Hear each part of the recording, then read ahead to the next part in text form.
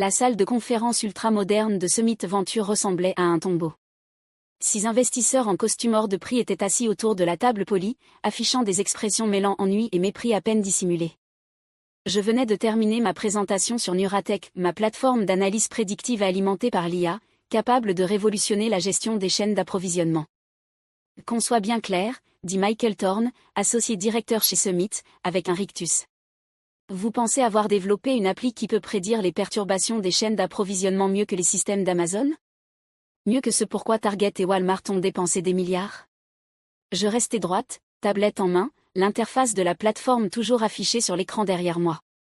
Les résultats parlent d'eux-mêmes.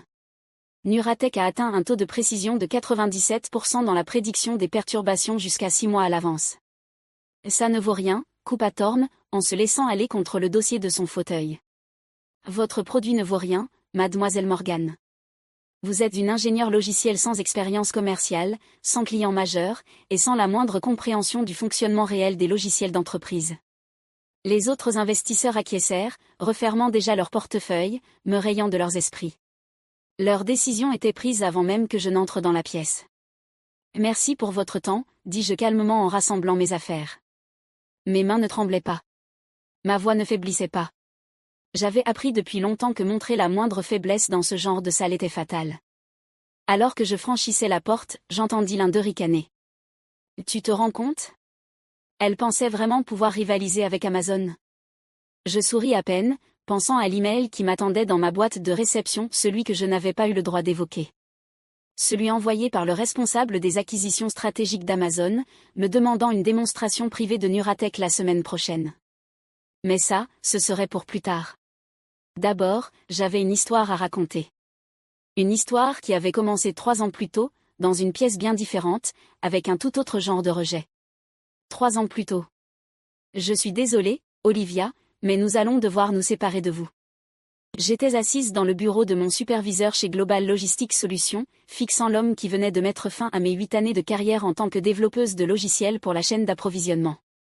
Dave Miller se tortillait sur son siège, essayant d'avoir l'air compatissant, mais paraissant surtout soulagé. Le système de prédiction automatisé que vous avez proposé est tout simplement trop expérimental. Trop risqué. Nous devons nous en tenir aux solutions éprouvées. Je hochai lentement la tête, pensant aux centaines d'heures passées à analyser les défaillances de la chaîne d'approvisionnement, au schéma que j'avais découvert, à la solution que j'avais conçue pendant mon temps libre.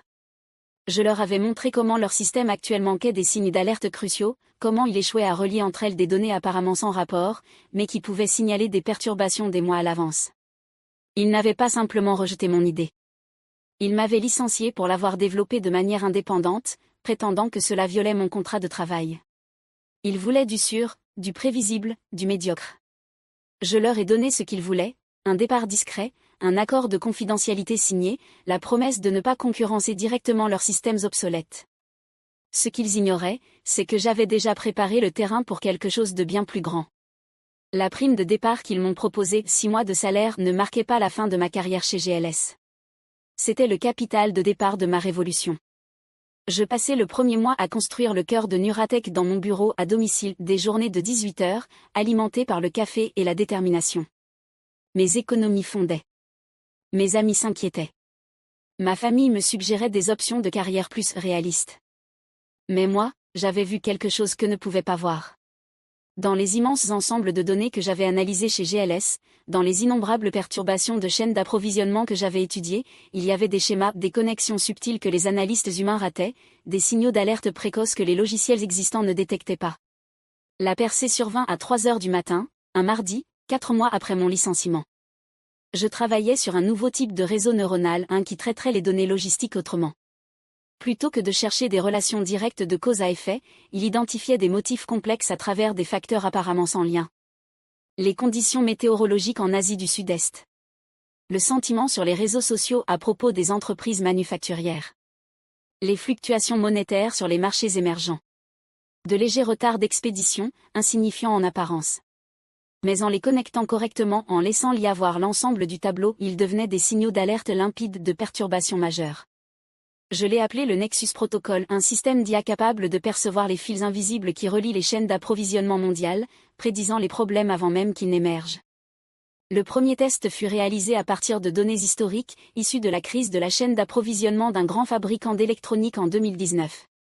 Nuratech avait identifié les signaux d'alerte 6 mois avant que la perturbation ne survienne, des signaux qu'aucun autre système, qu'aucun analyste humain, n'avait remarqués.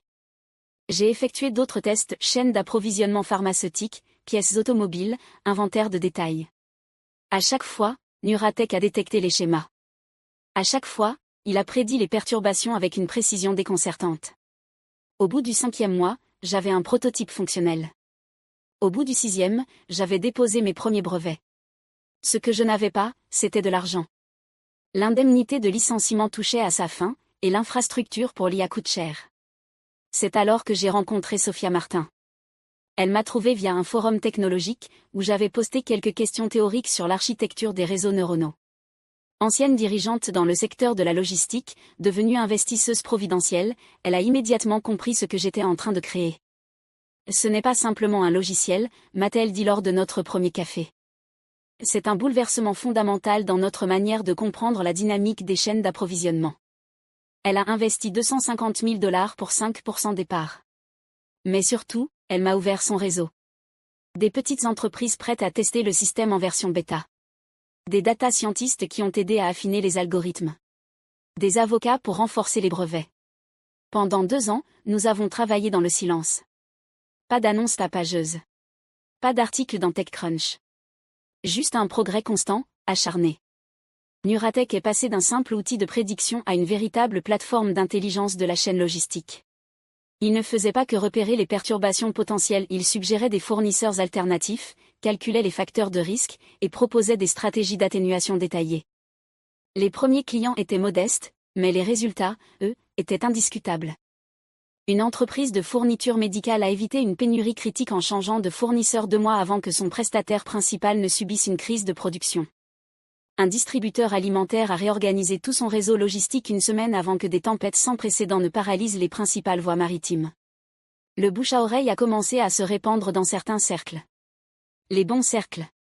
Des entreprises ont commencé à nous contacter discrètement, demandant des démonstrations, voulant tester le système sur leurs propres données. C'est alors qu'est arrivée la première offre de rachat.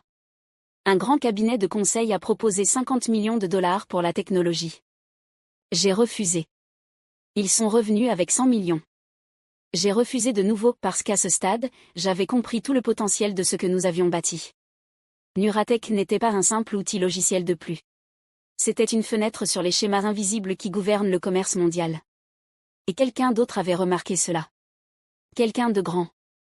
L'email est arrivé un jeudi soir, à peine 2 jours avant ma réunion désastreuse chez Summit Venture. Objet, invitation à une démonstration privée Nuratech. Chère Madame Morgan.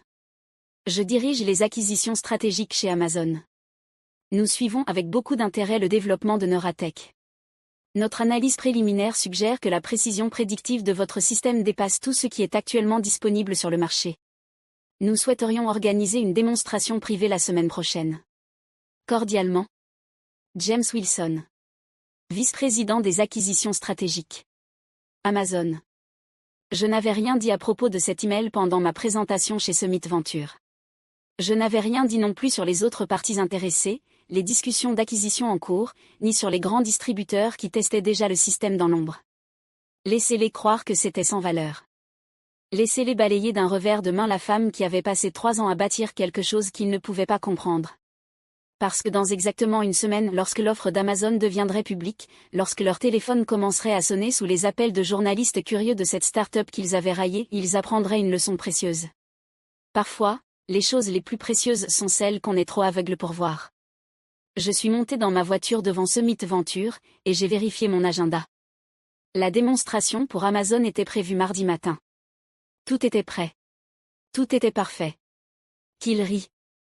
Dans 1 semaine, le rire cesserait et un tout autre son remplirait ces salles de conférences luxueuses. Le bruit d'une opportunité leur glissant entre les doigts. Le siège d'Amazon à Seattle se découpait sur le ciel gris du matin, témoin de ce qu'il est possible de bâtir quand on poursuit ce que les autres jugent impossible. Je réajustai mon blazer, vérifiai mon reflet dans le marbre poli du hall, et pris une profonde inspiration. Madame Morgan ? Une grande femme en tailleur impeccable s'approcha, tablette à la main. Je suis Jennifer, la chef de cabinet de James Wilson. Ils vous attendent dans la salle de conférence exécutive. La montée en ascenseur jusqu'au 23e étage se fit dans le silence. J'ai utilisé ces 30 secondes pour me recentrer, me souvenir de chaque investisseur condescendant, chaque dirigeant sceptique, chaque personne qui m'avait dit que c'était impossible. Leur scepticisme n'avait fait qu'une chose. Il avait rendu Nora encore plus fort. Les portes de la salle de conférence s'ouvrirent sur une scène bien différente de celle de Summit Venture. Au lieu d'investisseurs blasés consultent leur téléphone, 12 personnes à l'air concentré étaient penchées en avant sur leurs chaises, ordinateurs portables ouverts, manifestement bien préparés. James Wilson, vice-président des acquisitions stratégiques chez Amazon, se leva pour m'accueillir. Il était plus jeune que je ne l'avais imaginé, la quarantaine peut-être, avec l'énergie focalisée de quelqu'un qui passe sa vie à évaluer des technologies révolutionnaires. « Madame Morgan », dit-il en me serrant la main fermement. « Merci d'être venue. Nous avons analysé les résultats des tests de Neuratech au cours du mois dernier. Franchement, ils semblent trop beaux pour être vrais. » Je souris en installant mon ordinateur. C'est pour ça que j'ai apporté un défi. Donnez-moi vos 3 pires perturbations de chaîne d'approvisionnement de l'année passée. Celles que vous n'avez pas vues venir. Faisons-les passer en direct par Neuratech. Un murmure d'intérêt parcourut la pièce. James jeta un coup d'œil à son équipe, puis hocha la tête. Amanda récupère les données de la crise des semi-conducteurs à Singapour. Peter, la grève des transports au Brésil. Et les chiffres de la pénurie d'énergie en Europe. Pendant 2 heures, j'ai mis Neuratech à l'épreuve. Le système n'a pas seulement identifié les signaux d'alerte qu'ils avaient manqués, il a montré exactement comment ces signaux étaient connectés, comment ils s'amplifiaient les uns les autres, comment ils créaient les conditions parfaites pour une perturbation. Quand j'ai montré comment Nora aurait pu prédire la crise des semi-conducteurs 8 mois à l'avance, un silence lourd est tombé sur la salle. Ces gens avaient vécu cette crise, géré les conséquences, dû expliquer à leurs supérieurs pourquoi ils ne l'avaient pas anticipé. C'est... James s'arrêta, choisissant ces mots, considérablement plus avancés que tout ce que nous avons évalué. Comment avez-vous atteint ce niveau de précision prédictive? J'ai affiché l'architecture du protocole Nexus. Parce que tout le monde regarde les chaînes d'approvisionnement comme des systèmes linéaires, action et réaction, cause et effet. Mais elles ne sont pas linéaires. Elles sont neuronales. Chaque point est connecté à tous les autres d'une manière que l'analyse traditionnelle ne peut pas détecter. L'équipe technique s'est penchée en avant, les yeux écarquillés, comprenant les implications. Ce n'était pas simplement un meilleur logiciel. C'était une réinvention fondamentale de l'intelligence logistique. Et nous aimerions entamer des discussions d'acquisition, dit enfin James. Et notre équipe technique devra faire une analyse approfondie, bien sûr. Mais la valorisation préliminaire semble très prometteuse. J'ai hoché la tête calmement, même si mon cœur battait à tout rompre. Je dois mentionner que nous sommes en discussion avec d'autres parties intéressées. Oh, nous savons. Il sourit. Le directeur de l'innovation de Walmart a posé des questions à votre sujet. L'équipe logistique de Target a effectué des tests. Et le service d'acquisition de Google rôde autour. Il se pencha légèrement. Mais nous pensons qu'Amazon est le meilleur foyer pour cette technologie. Nous pouvons la déployer à l'échelle mondiale en quelques mois. Alors que je rangeais mon matériel, James m'accompagna jusqu'à l'ascenseur. Nous aurons une offre initiale pour vous d'ici vendredi. En attendant, je vous conseille de garder cette réunion confidentielle. Une fois que l'information circulera. Il n'eut pas besoin de finir sa phrase. Nous savions tous deux ce qui arriverait lorsque le marché apprendrait qu'Amazon poursuivait sérieusement Nora. Les 48 heures suivantes furent un tourbillon de réunions de vérification, de revues techniques, et d'appels de plus en plus pressants d'autres parties intéressées.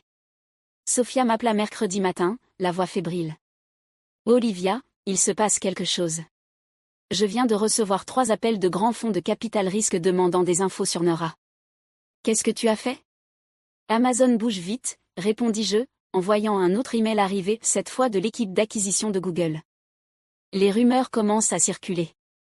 Summit Venture a appelé, dit-elle, un brin de satisfaction dans la voix. Soudainement, ils tiennent absolument à organiser une autre réunion. Je pensais au visage moqueur de Michael Thorne. À son geste de la main, plein de condescendance. Qu'ils attendent. Jeudi après-midi, les blogs technologiques s'agitaient de rumeurs. TechCrunch publia un article spéculatif sur l'intérêt d'Amazon pour une start-up d'IA révolutionnaire dans la chaîne d'approvisionnement. Reuters parla d'activités inhabituelles dans le secteur des logiciels logistiques. Mon téléphone ne cessait de sonner. Les investisseurs qui ignoraient mes emails depuis des mois voulaient soudain des réunions en urgence. Les anciens sceptiques voyaient enfin le génie de l'approche de Neuratech. Même mon ancien patron de GLS tenta de me joindre, se souvenant probablement trop tard de qui détenait les brevets. Mais je me concentrais sur un seul email arrivé à 16h47, ce jeudi-là. Madame Morgan. Suite à notre examen technique et à notre analyse de marché, nous souhaitons vous présenter l'offre formelle d'Amazon pour l'acquisition de Neuratech. Les termes initiaux sont détaillés dans le document ci-joint, mais le montant principal est de 500 millions de dollars, avec des clauses de complément de prix pouvant porter le total à 650 millions. Nous sommes prêts à annoncer publiquement la semaine prochaine sous réserve de votre accord. Cordialement. James Wilson. VP des acquisitions stratégiques. Amazon. Je restais assise dans mon bureau à domicile, fixant le chiffre à l'écran. Un demi-milliard de dollars voire plus pour une technologie qu'ils disaient irréalisable. Pour une entreprise qu'ils avaient qualifiée de sans valeur. Mon téléphone vibra. Un message de Sophia. Summit Venture est en panique. Thorne vient d'offrir de venir chez toi pour une réunion. Je lui dis que tu es occupé à compter tes futurs millions. Je souris, me souvenant de ces paroles, votre produit ne vaut rien. Comme les choses changent vite quand on prouve qu'on avait raison. Le lendemain matin, je me rendis chez mon avocate pour examiner l'offre d'Amazon. Les termes étaient agressifs mais équitables. Il voulait conclure vite avant que Google ou Walmart ne réagissent. Pendant que nous passions les documents en revue, le téléphone de mon avocate clignotait sans cesse. L'histoire se répandait. Les grands médias commençaient à connecter les points. Le monde des affaires allait découvrir que le plus grand géant technologique de l'histoire misait tout sur la start-up que tous les autres avaient méprisée. Nous devons nous attendre à une forte attention médiatique lorsque cela sera public, dit-elle en me faisant glisser un autre document, surtout vu le montant de l'offre. Je hochai la tête en signant. Qu'il parle. Les chiffres parlent d'eux-mêmes. Plus tard dans la journée, alors que je rentrais chez moi, je passais devant le bâtiment de Global Logistics Solutions là où j'avais été licencié 3 ans plus tôt. Leur action avait chuté de 23% depuis les premières rumeurs autour de Neuratech. Drôle comme le karma fonctionne. Mon téléphone sonna via les haut-parleurs de la voiture. Olivia, dit James Wilson, avec enthousiasme, le conseil vient d'approuver les conditions finales. Nous annonçons lundi matin, avant l'ouverture des marchés. Vous êtes prête pour ce qui arrive? Je souris, pensant à toutes les personnes qui allaient apprendre une leçon très coûteuse sur le fait de sous-estimer la mauvaise personne.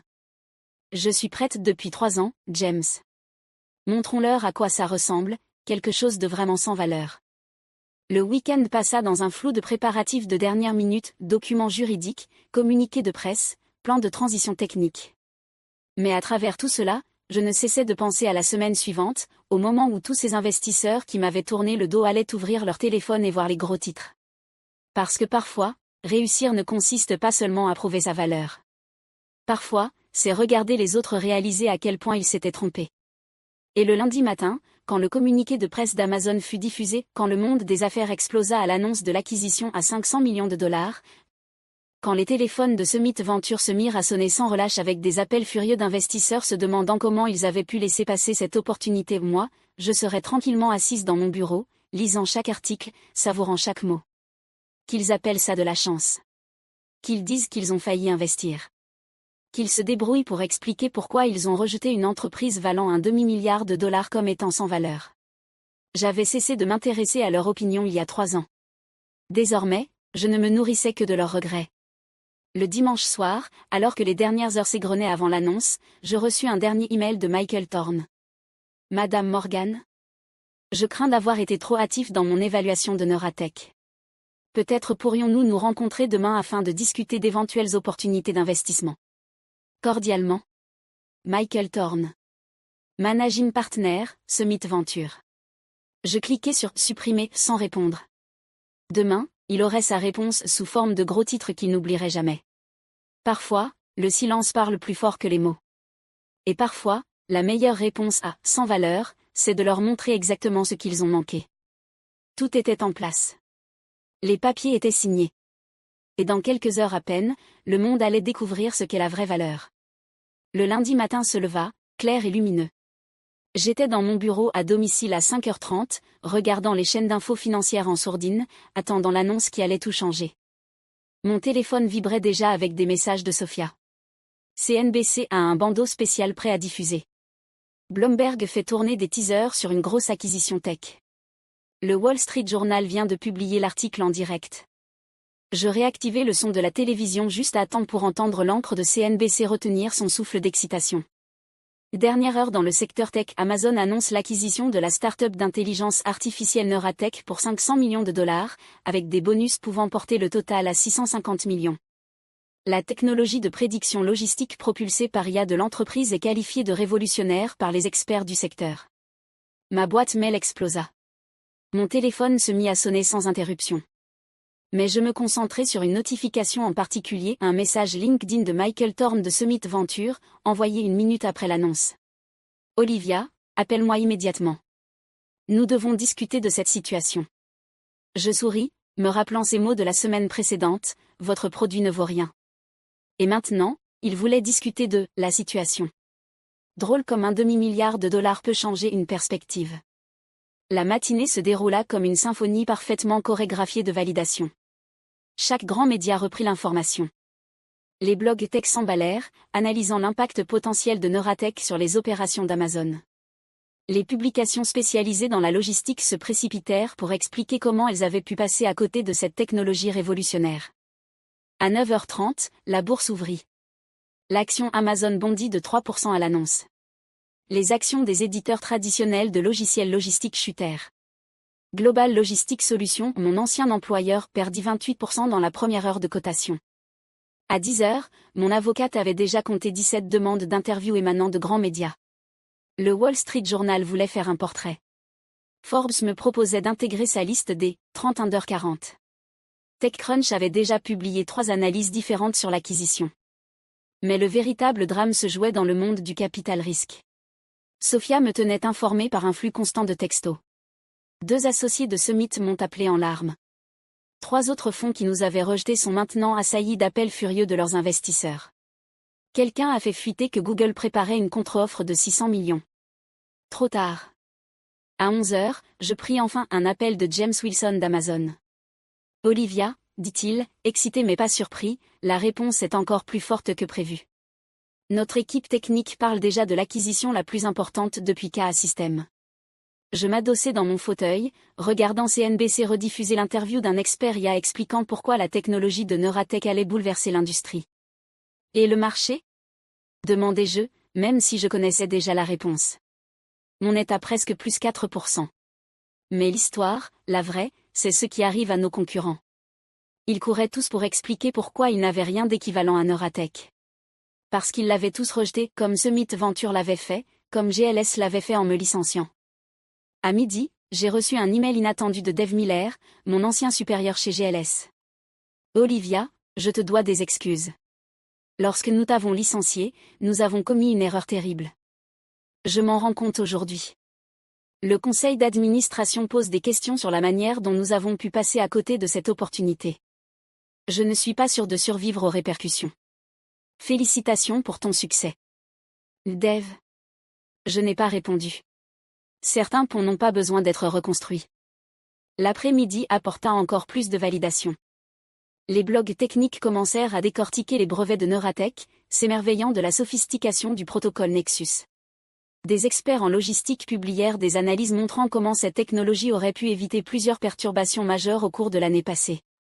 Mais le moment le plus satisfaisant arriva à 14h47, quand mon assistante me transféra une note interne qui avait fuité depuis Summit Venture.